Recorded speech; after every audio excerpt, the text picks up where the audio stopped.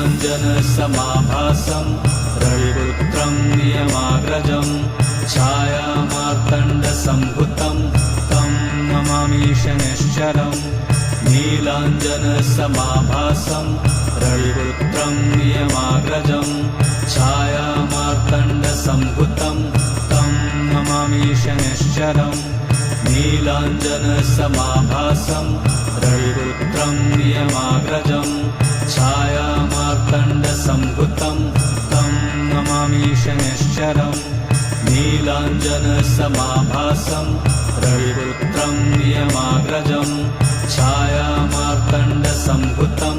तं नमामि शनैश्चरम् नीलाञ्जनसमाभासं रविपुत्रं नियमाग्रजं